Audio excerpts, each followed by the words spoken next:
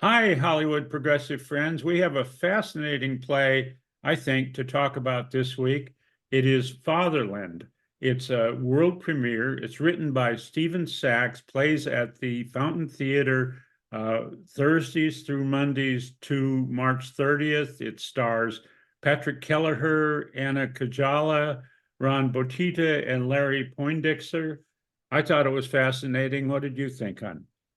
I got a lot out of the play. The play consists of basically the script are the actual documents, the public facing documents from the hearing of a January 6th defendant. And he was one of the leading, in fact, I think he was the first defendant. Right. And it's the story of this man who stormed the Capitol and his son and the kind of relationship that they had. The story is told really from the son's perspective more so than anybody else, even though, but well, first of all, the father, who was a defendant, didn't testify. So the script is basically testimony that was taken directly from the court hearings.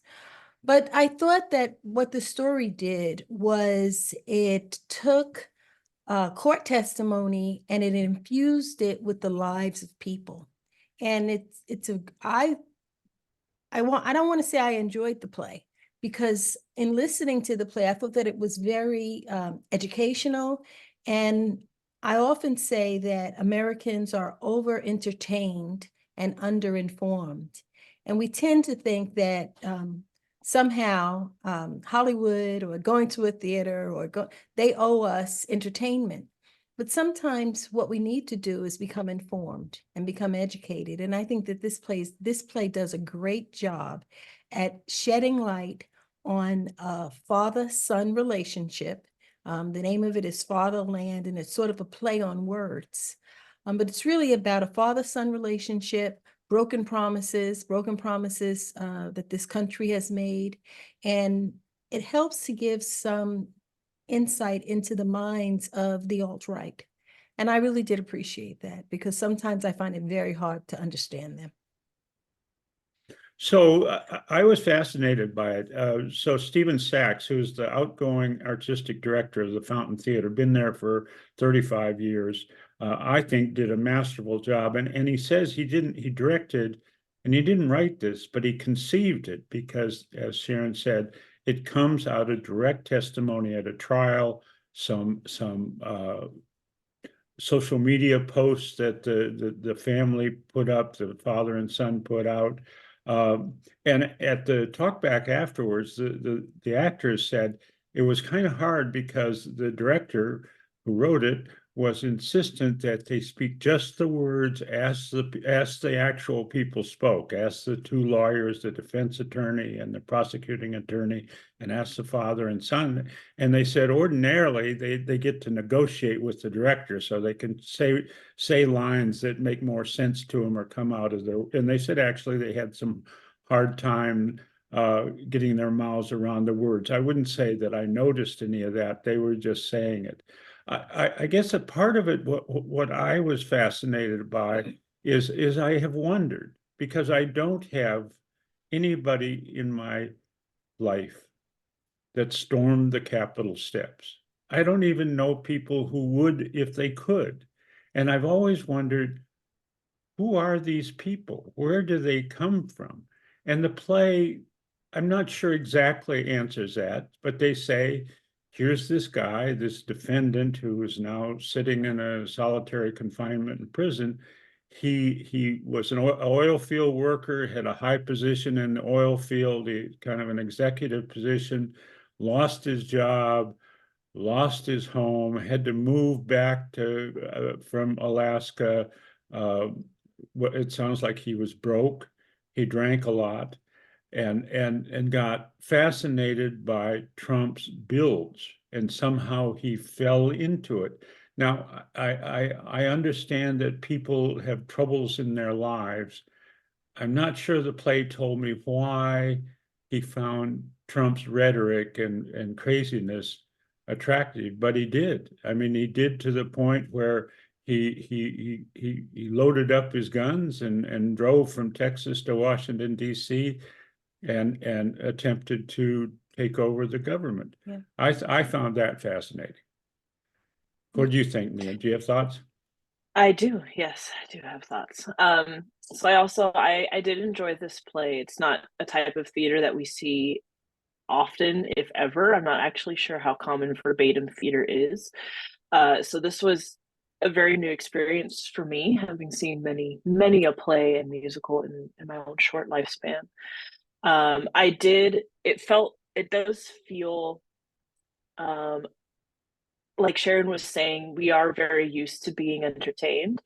And while they did include emotion and the actors did say the words with emotion, they weren't just, just blindly reading off of the script or whatever. They still imbued emotion that they felt was true to the actual people and how they might have been saying these things in the courtroom. There was still a matter of factness to it. It was very much because it wasn't crafted in the sense of, a playwright sitting there being a wordsmith and very specifically choosing words in a very specific order to say a very specific thing, a very specific way. This was just people talking in court that was recorded. And then this fantastic director conceived this concoction. I think it went over really, really well. It did, again, as Sharon mentioned, it did give insight into how these right-wing Trumpers, at least some subsection of them, came to be, where they started from, the emotional state that they were in, the economic background that they may be coming from, the struggle with certain certain what's the word, certain certain vices in their life, perhaps leading to making certain choices. And it was very interesting to see how far one person in a family can go in pursuit of what they think is right when they have the rest of their family pumping the brakes and saying, well, what do you mean? What do you mean? And sort of watching this from the outside. And it is a question I think I know my family has, I'm sure many who are not part of the MAGA Republicans have asked, how, especially for the people who participated in January 6th, how did that decision that they made impact their family, particularly if their family was not of the same mindset of they were? How does that affect them? How did that turn out? And I think this was a very I don't want to say unique because we're not as intimate with the backgrounds of some of the other families, but I did find it interesting in the talkback. They were talking about how the son was adamant and was the primary one pushing for his father to receive the biggest sentence possible, and with, in line with that, to also receive mental health services, saying that he needed help in these things. And it's very eye-opening. It makes you it makes you a little more empathetic to see where this group of people comes from. And I wouldn't say it justifies their choices, but it does help us to understand where they're coming from. And in doing so, and we talked about this too afterwards, I think one of us mentioned it, but in understanding more about where these people come from, we can find, hopefully, more common ground to stand on together and to try and say, okay, I hear your problems. Let's find a better way to resolve them than Trump and the end of democracy as we know it. So this was a very interesting play. Definitely enjoyed it. Certainly out of the box and not your typical sort of melodrama. Certainly not what I would consider to be like a any sort of like trial play or trial show or anything like that. This is a one of a kind show, and definitely worth a watch. Definitely worth seeing. Yeah, so I highly recommend. The Fountain Theater. You really can't go wrong. Every play I've ever seen at the Fountain. In fact, I did see another play at the Fountain many years ago, I think during the Bush administration, and it was a similar type deal where they just took lines from various publications that were spoken by Colin Powell, Condi Rice, Bush, and the other neocons, and they just verbatim spoke their words. And it had a chilling effect.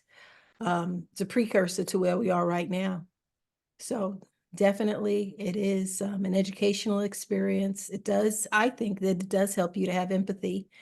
Not to say that the people that storm the Capitol are not deserving of serving time and being held accountable. They certainly are.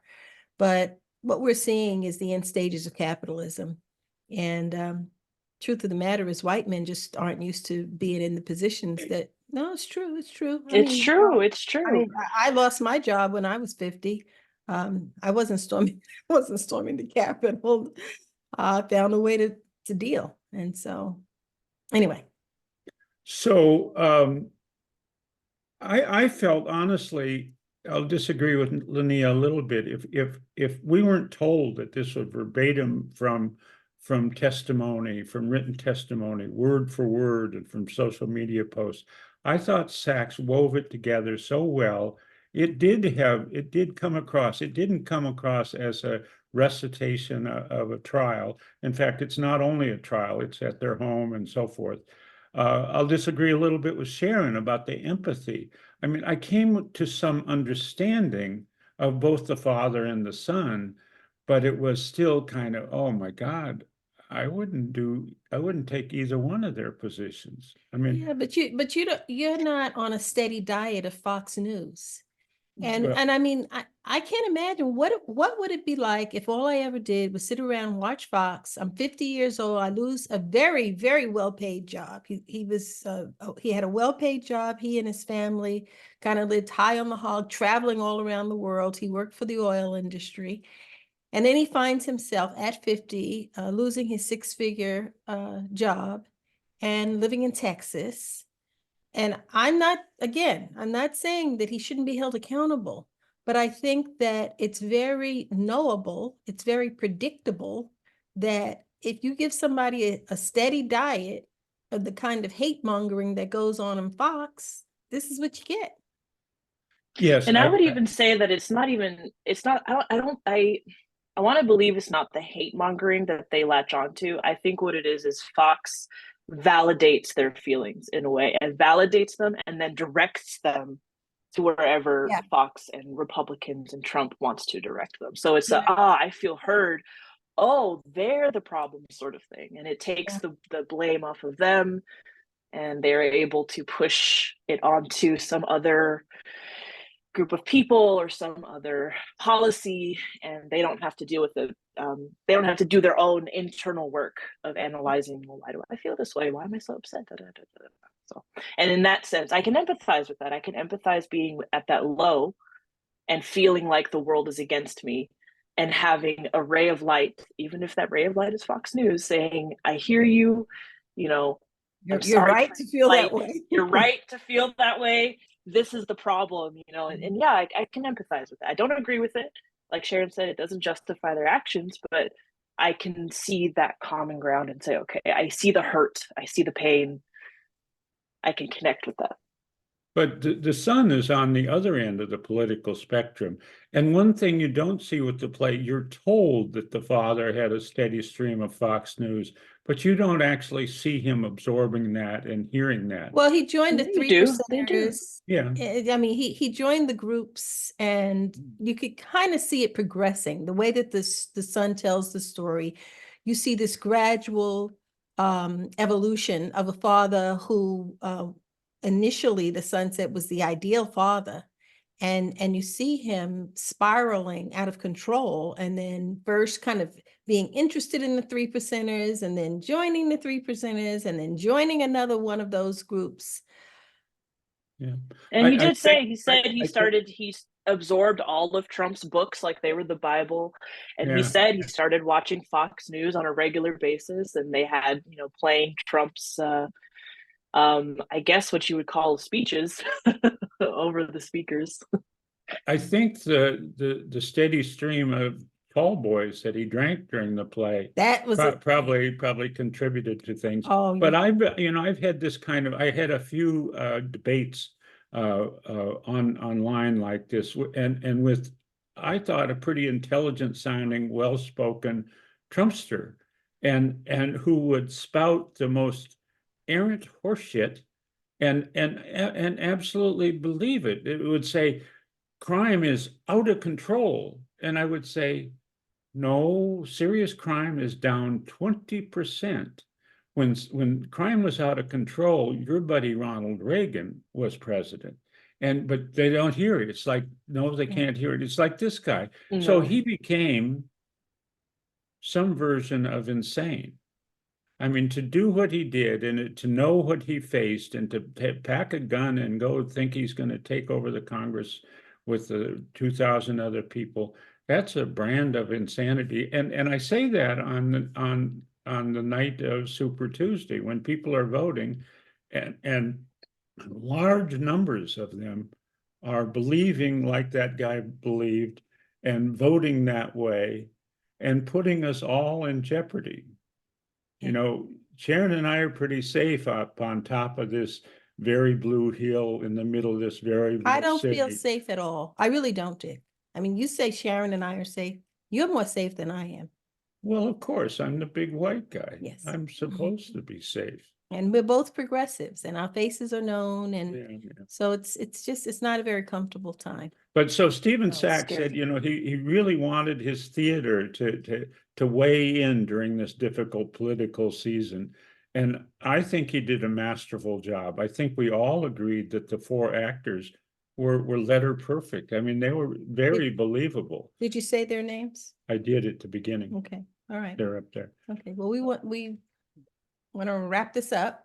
Yeah, so absolutely run down there and see it. It's Fountain Theater is probably our favorite small theater.